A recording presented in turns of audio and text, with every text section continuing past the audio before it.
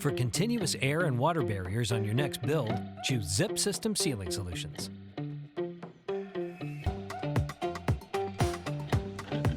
Seal tough jobs in a flash.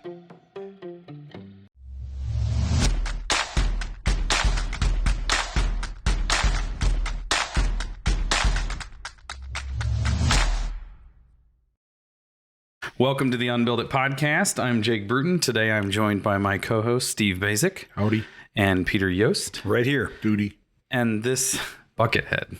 And this is a continuation of last week's episode. We had an amazing question from a listener, Suzanne in Bozeman, Montana, in which she basically just said, if you're putting an addition on, what's the standard that you should worry about building it to? Can you do too much? Can you hurt the house?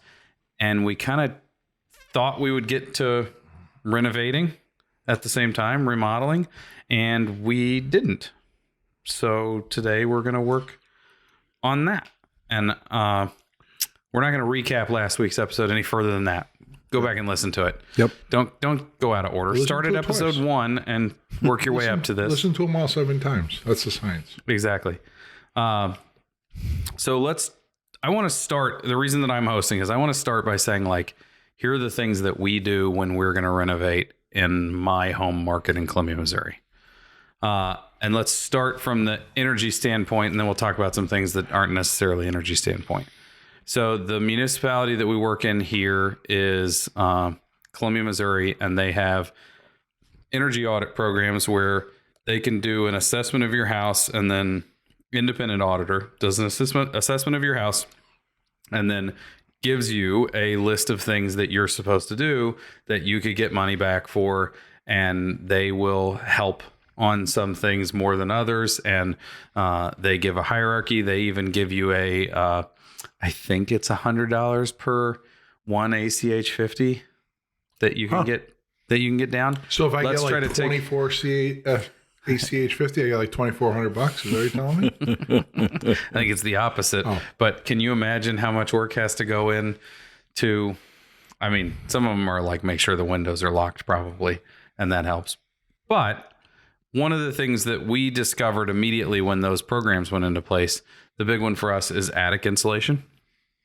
If we're going to get in the attic and we're going to be disturbing things and we're wanting to put more insulation in, there's a great one. We start with, come do the assessment before we start our work. And when we're done and the insulation guy needs to come and do his work, now we got it paid for. So there's a ton of stuff that falls into that category, windows or furnaces, things like that. But I wanted to start our conversation with like, okay, well, we thought about it beforehand. So from a design perspective, when you're designing a remodel, you're thinking about it beforehand. Where does this wind up for you?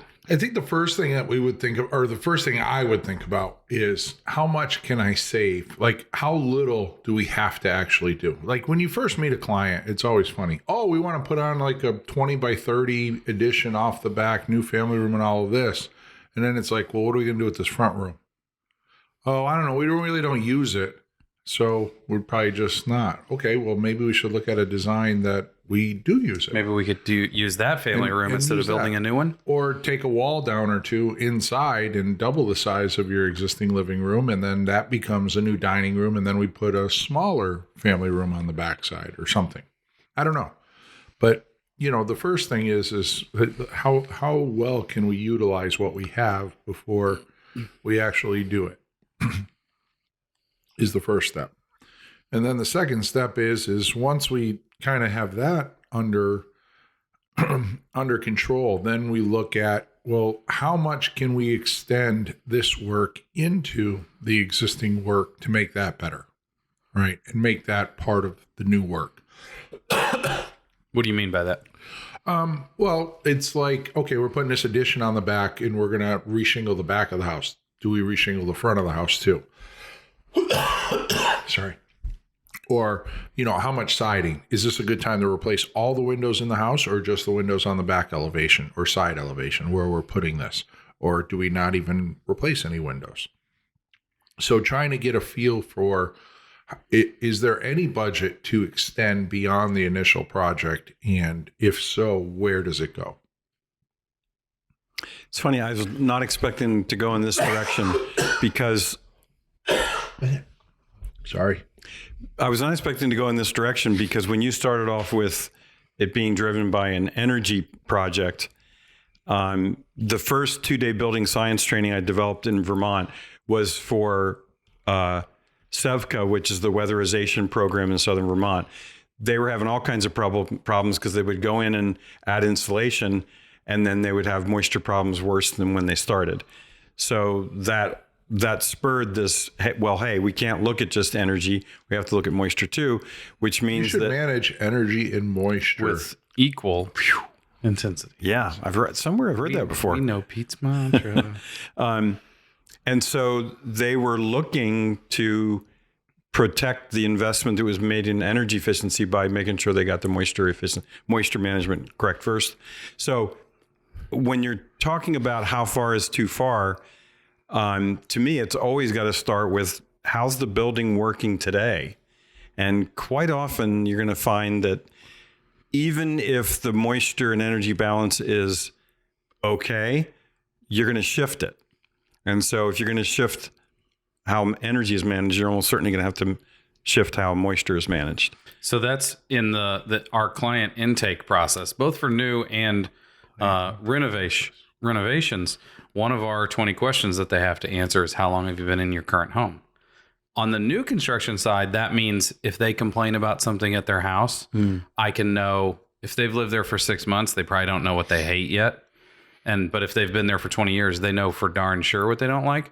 On the renovation side, when somebody says that, if you've been there for 10 years, I can probably suss out of you what is actually wrong with the house, both aesthetically, functionally, mechanically, whatever it is. And I can suss out what you don't like is going to be honest. But if you bought the house last fall and you've only lived there since last fall, chances are you don't truly understand how the house lives yet and what you like about it. If you haven't been there for a whole year, you might have a bedroom that's west facing that in the summer you don't like living in, right, but you moved in right before school started and it was a mild into summer. So like I have to gain a better understanding of how they operate to understand what we're going to be able to do and where we want to put our money. And that how far is too far conversation quickly goes to, okay, well, windows might make more sense or mechanicals might make more sense. What the clients often see is, wait a minute, I came to talk to you about a bathroom remodel, and now all of a sudden you're talking about like my whole house. That seems like business creep. Yeah, what an upsell. Yeah. There was 2 remodelers in, I think it was the Houston area, Texas, the Brothers Strong, they were called. If you called them to do a bathroom remodel, they'd say, we'll come out and do a bid, but we have to come and do a free building assessment first. What? A free what? And so they never did any advertising because they got so much business off of, we're going to come and do a free building assessment so that we don't, do something to your house that gets stepped on by the next project because you didn't tell us what was next, or you have serious problems that with the way the building performs and you don't want to have to do a bathroom remodel when you have actually more serious sort of systemic problems to consider. Yeah. So from a non-building science standpoint, that's one of the, our market has lots of people that haven't lived here before. We have constant growth. We get people that move here and they call and say, hey, we bought this house. Our kids are going to start there in the fall. We need to get it renovated over the summer before we relocate to Columbia. This is what we want done. And from a non-building science standpoint, one of the things that we do is we camera all the drain lines. Right. Like we can't agree to put 50 grand into a bathroom or 100 grand into a kitchen or whatever it is. And then you turn the water on the first time when you move in and have drain line issues that now we're digging up the front yard and you've already spent all of your money. And I'm picking up my pen because I have a building assessment form and it does not include camera in the sewer line. I'm going to add that. Making business notes. Yeah. Care to interject? No. Okay. It's a public assessed colonoscopy.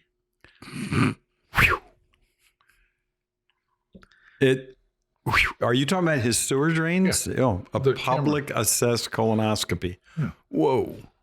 So then, is that part of the marketing materials? So then where does the conversation go when somebody says, well, we want to put on new siding, while we do the front door. Well, for me, it's no different than designing a new house, remodeling. I mean, at some point, we're making decisions, and the opportunities are pretty much the same, right? Like, okay, we're going to put new siding on the house. All right. Do we just put up a new building paper, a rain screen, and the siding? Do we put up an insulating sheathing? How are we going to insulate the wall? How are we going to approach it? What are our assemblies going to look like? How are we going to change it? How much of that siding are we taking off? What are we putting back? Is it historic? Is there historical references that we need to be controlled by? So there's a whole bunch of things. We're still looking at the, like, what is the least we can do here to make sure that people are happy? Yeah, I mean, that's tied to the energy, and it's tied to the budget, right? I mean, people come to us because supposedly we're the professionals. And I mean, homeowners, for the most part, don't. Well, okay. I wasn't going to come down on you, but if you want to come down on yourself and condemn yourself, then go ahead. But it's, almost every client comes with kind of not a really good understanding of what, although they come and tell you, I know exactly what we want to do. No, you don't.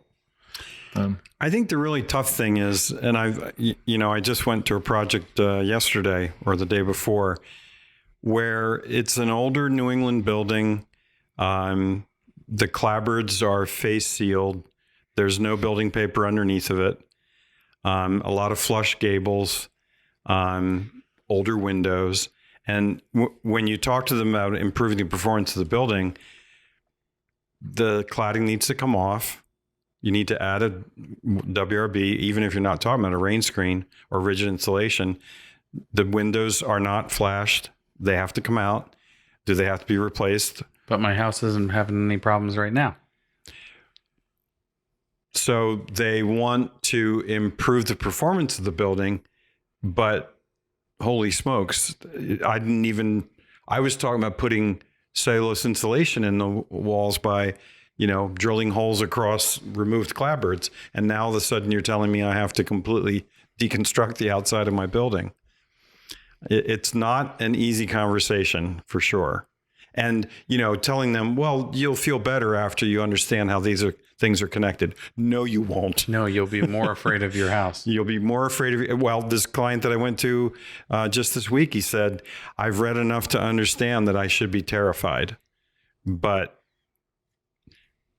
how do you peck away at that? How do you peck away at the fact that you have a face sealed cladding with no WRB behind it and none of the windows are flashed? Sounds like a good time to move. They actually moved to this house. Oh, okay. Well, it's a beautiful property. We all make choices in life, I guess.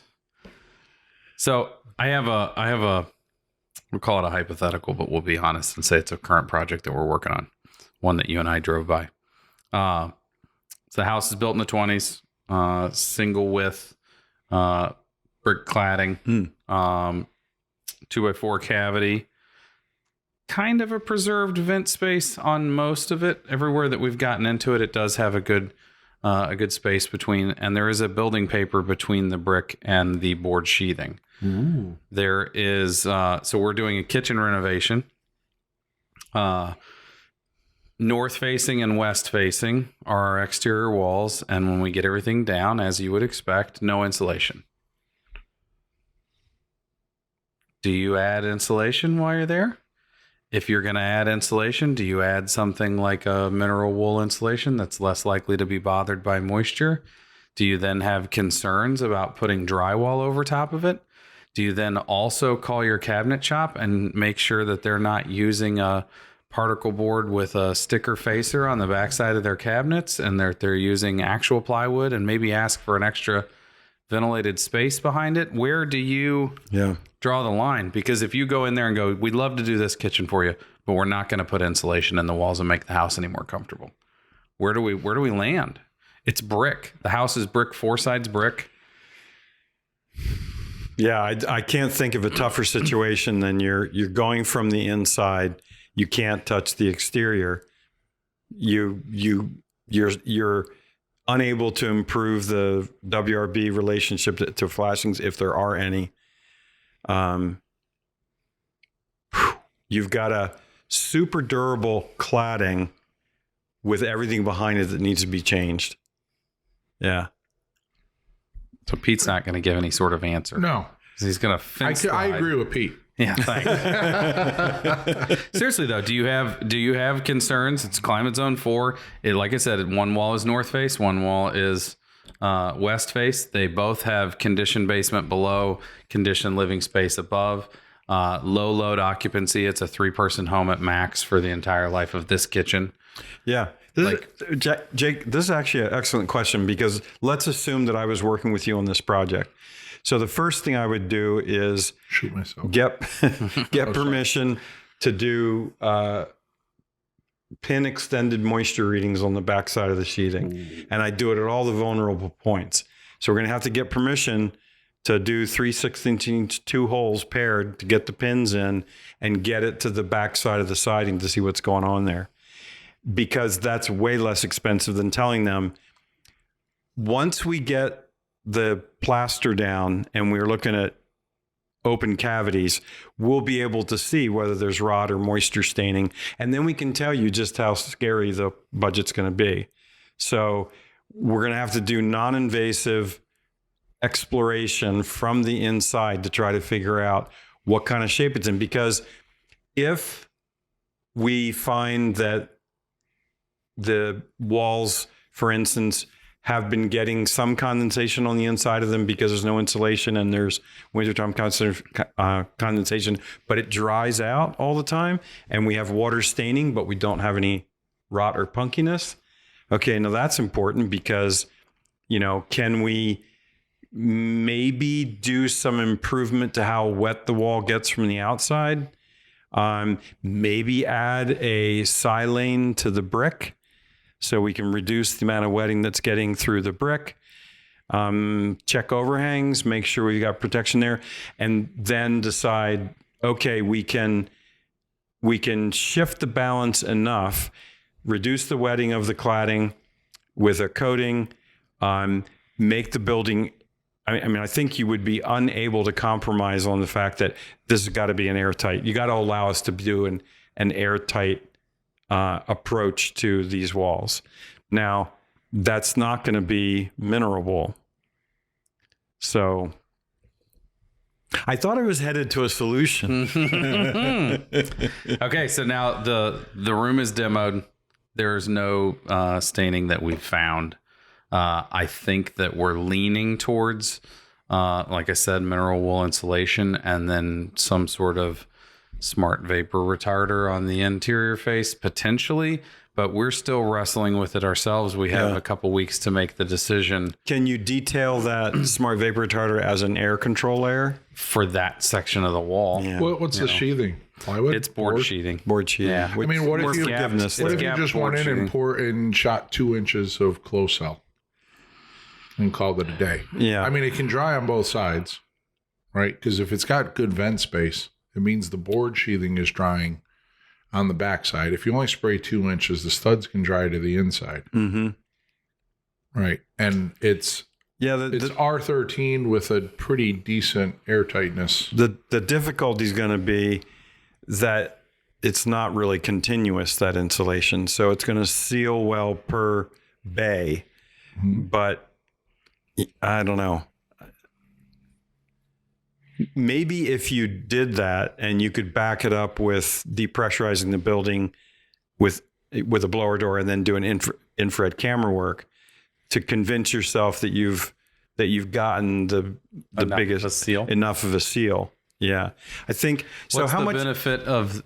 So in your mind, what's the plus of sealing each bay with spray foam versus sealing with the Myrex? Because we can get the Myrex airtight to the same places that we can get the spray foam. Yeah. You get the insulation in there. I guess doing it with like a rock wool or cellulose or something and then putting Myrex on there is probably not much different. You've just displaced the air barrier. Well, you've really accelerated the drying of that sheathing to the interior, right? Because with the closed cell up against it. Yeah, we opened one other side. But if it's vented, he said it was vented well, so that's why. It appears to be. Yeah. No, not full of And it's mortar board droppings. sheathing, which is going to dry really quick. Yep. And it's probably not going to get really wet. And we're talking about lumber from the 1920s. It's really good quality stuff. Steve, it's a really good question. I would err towards vapor open in both directions as much as possible because you may need extra drying So we potential. blow thermal fiber, rock wool instead of cellulose, and put Myrex on the inside and call it a day. So this issue though of, okay, we're doing a super good job on that one section of the building. And this gets back almost to how, Where do we draw the line? Where do we draw the line? Well, the good thing about the other parts of the house is they're pretty much got good drying potential. Well, they do. So the benefit of you've got that wall open. You'll be cozy and warm in the kitchen. You'll just freeze everywhere else. Well, you'll be warm when you're close to that wall. So I guess the answer is do the best job you can on whatever section you get exposed to. That's where we were leading. Yeah. I was hoping that we wouldn't even come to a conclusion. I hadn't brought this up on purpose, but that was why we drove by that house on the way here, because I wanted you to see it. Really interesting. It's an incredibly difficult conversation. It's a very difficult, where do we draw the line? How do we spend the client's money? Where do we decide that our effort goes? So I'm going to take a leap here and go ahead in time 50 years, right? For everybody listening, this is why it's very important that we make good decisions now.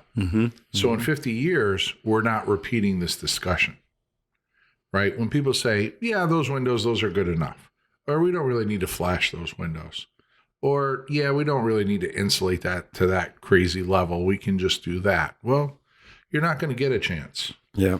Yeah. The other day I shot a video. We had just put insulation under the slab, and I said on camera, I said, everybody take a look. Hopefully nobody sees this insulation again for about 150 years, right? Which is possible.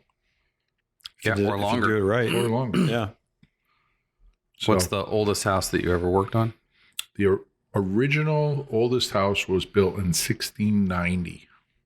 How many times do you think they had a conversation like this over that time period? It had corn cob in the walls, like cut to the width of the wall. All the studs had live edges, at least on one side, sometimes two. It had a rock outcropping in the front bedroom that was probably 30 inches tall and came into the room probably 5 or 6 feet. And they just had a carpet. Freezing. They just had a carpet that went up over the top. When of did it. you work on this house? We probably did this project, I don't know, 15 years ago, 16 years ago, a while ago. I mean, we did like $1 million at that time, $1 million addition to it. Because I worked on a building that was 1700s on the Cape, on the historic register.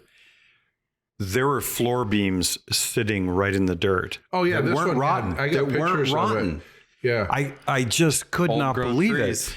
Well, old growth Dry trees soil. And the ability to and not just dry. dry soil. The fires going inside the house, blasting the living daylights out of it all winter long. And then he's asking me, well, how are we going to get to those beams? And I said, there's only two ways to do it. You jack up the house, or you completely rip up the floorboards, the subfloor, and try to get at it like stepping between.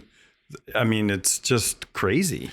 yeah. No, this house, the second floor, this one was probably right around 6 foot. I had to hunch over, crawling over. I did one in another town. It was like 1754 or something like that. The upstairs was like 5'5". And the beds, like if you remember, beds in the old days were higher. Yeah. So you get closer to the ceiling where it was warmer. You get up too fast and you slam your head into the ceiling. I mean, it was like you were on the top bunk and you were just on the first in the regular floor. But I remember, and that house probably had about a 2,400 square foot footprint. So it was a very sizable second floor to be like 5'4", 5'6". Like I felt buildings that have historical significance they're just absolutely the hardest. Well, and so your comment about, well, we hope nobody ever sees this insulation again, or it's 150 years or whatever. That's what we strive for. As new construction builders, I always tell people that our houses should be three things. They should be efficient, they should be durable, and they should be architecturally significant. And when I say that, I give them a spiel about if it costs a ton to live there, you're not going to want to maintain living there. If it's uncomfortable to live there or unhealthy to live there, you're not going to want to continue to live there. And if it's ugly, your kids aren't going to care for it, and they're not going to want to inherit it and renovate it and care. And what we're talking about here is houses that are older than any of our great-great-grandparents. Yeah. And people are still caring for them. And I think that we should take that seriously as well as when we renovate. Yeah. Like we should be 90. That's almost 100 years before independence. Yeah. Yeah. I mean, that's 84 years before. But that's an incredibly important thing that like we tend to look at things in this kitchen's going to get renovated in 40 years. At the latest, might last 15, but we have to look at things from a bigger picture, and we have to be thinking about our impact of what we're causing and the impact of what that means down the line too. But because of our approach to making the buildings perform well, it's really asking the client to take the long view, and our society doesn't do that. Yeah, and one project I worked on, the first time I showed up at the house, it was a widow, and she had built the house with her husband, and it was the one where there was Tyvek put up as sort of cosmetic. There was no detailing. Some of the places that were up high apparently never got even house wrap or building paper, but there was no flashing around the windows. And I told her, I said, I know you were hoping to try to figure out how to like put vinyl siding over this or something, but you've got serious problems that go right to the sheathing. And she's looking at me like, you're asking me to completely take apart the outside of this house. And what do you say? I mean, that's the way. And by the way, while you're there, we have to reflash the windows, so they have to come out. And now she said, oh, so is this when I should replace the windows? So we've gone from a budget of maybe $10,000 to repaint the house or something, to now recleaning the house, which was probably $60,000. Well, let's replace all 42 of the windows. You don't see many budgets, do you? I don't. All right. I don't. His numbers say, well, maybe we go from repainting the house for $10,000 to replacing the windows up to 40. It's I shouldn't have said anything. Like we go from repainting the house for $40,000 to replacing the windows to $90,000. I should have definitely held back on any numbers at all. A theory that the first time that you're acutely aware of something, what it costs, that's what it costs the rest of your life. So when we look at things now and we go, who would pay $100,000 for a pickup? That's ridiculous. They are selling them all the time. Yeah. And I bought a car for my oldest for his 16th birthday. I was fairly certain when I said I'm going to buy a car for you for your birthday, I was getting in for the same $2,400 that I bought my first POS for. I really do think that the first time that we're aware of what something costs, that's what it costs the rest of your life, unless you put forth. And I'm going to beat him to the punch. If that were true for me, we'd be like, "You want to repaint this house for $100?" Yeah. I'm being nice. Did you hand mix paint at any point? Like, did you have to crush pigment on a rock and then dump it into a tightly woven basket? No. Oh my gosh. You guys there's no end. Don't say you guys. I didn't say anything bad yet. Do we have a Pete's resource for this or resource? Well, yes. I'm going to. It's R-E-Z-O-R-C-E. It's Canadian. Resource. Definitely the building assessment, which is on my website. And your website is? buildingright.com with a dash in the middle and a W at the beginning of right. Good luck finding it the way he described it. No kidding. I got a question for you both. Please. So if I only believe in 12.5% of the Bible, does that make me an atheist?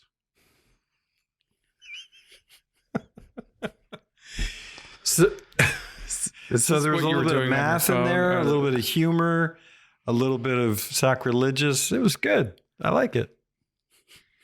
Thank you. You've been like... I've been hiding. You've been listening to a bunch of humor on on hobby. I see. Yeah. Okay. You should work harder at it. No, I'm doing just fine. On that note, now that everyone listening has went ahead and turned everything off. They want to hear more. Okay. That's what I'm thinking. I can't wait till we start publishing these and people are actually asking. If you'd like to hear more, go to Steve's Instagram account. Yeah. How would you know I even have one? Just You don't. saying. Yeah. Thanks for watching. Thanks for listening. Leave us a 5-star review on iTunes. Subscribe on Instagram. Tell a friend and wait for the next one. Ooh, Can't wait. I can't wait. Have a good day. Good.